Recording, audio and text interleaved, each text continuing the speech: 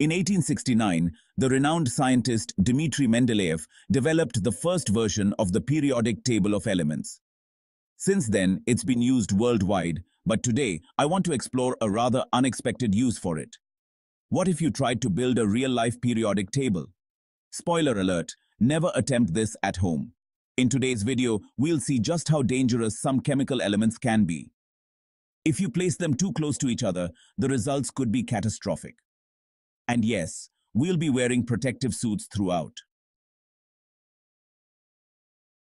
First, let's take a look at the periodic table itself.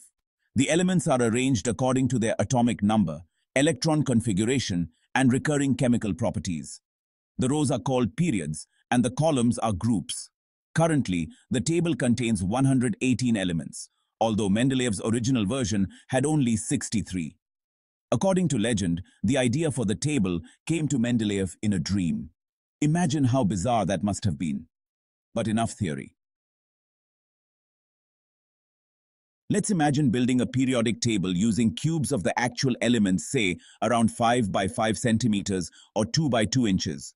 Believe it or not, this is possible. There are people who collect chemical elements, placing them in boxes as samples. Some, like helium, carbon, aluminum, iron, or sulfur, can be easily bought. Others require a bit of effort to extract, like finding americium in smoke detectors. You might be able to collect about 80 elements if you're willing to risk your health, though obtaining more than 90 would probably be illegal. Now, let's assume you somehow managed to assemble all the elements in a lab and arrange them as a real periodic table. What would happen? Let's start with hydrogen.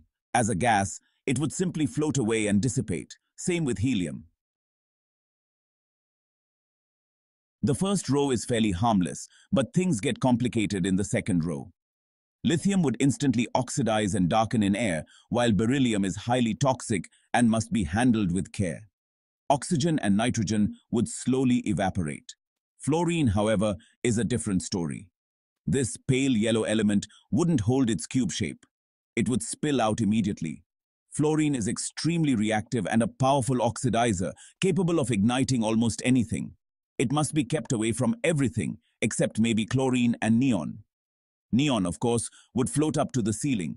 But fluorine, if exposed to the wrong elements, or your skin, would cause violent reactions. We haven't even reached the radioactive elements yet, and already the situation is life-threatening.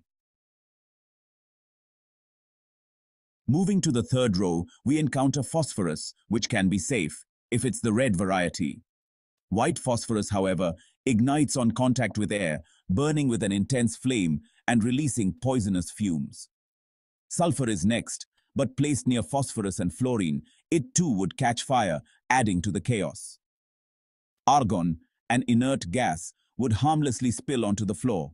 Though by now, that's the least of our concerns. Between toxic fumes, fires, and explosions, you'd probably be suffocating in a room full of smoke.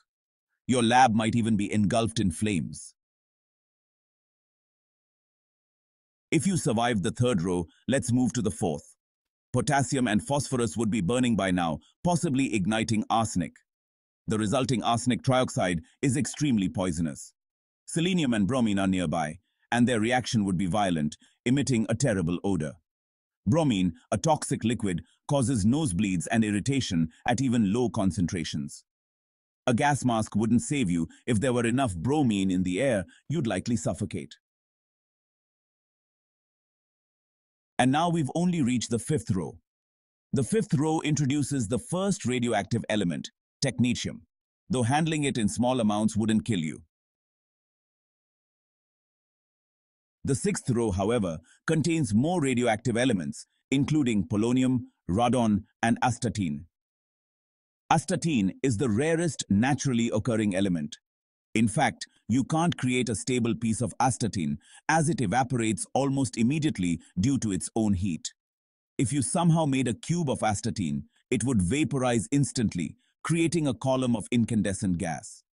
The resulting heat would cause third-degree burns, and the structure housing the table would be obliterated. The hot radioactive cloud would rise, rain down fallout, and poison the surrounding area. No one would survive. But that's not all. If the radioactive elements in the sixth row weren't enough, the transuranium elements beyond uranium are even more unstable. A cube of these would decay within seconds, releasing enormous amounts of energy. This means instant nuclear explosions. The entire table, along with everything and everyone around it, would be vaporized in a plasma explosion. The reaction would resemble a nuclear blast, except it wouldn't stop. Elements would continue decaying and reacting, causing a chain reaction of explosions over and over again. So, what's the moral of the story? Collecting elements might sound like a fun hobby, but you're better off sticking to something safer, like stamps. If you enjoyed this video, give it a thumbs up. Don't forget to subscribe to the channel and click the bell icon to stay updated on future fascinating content.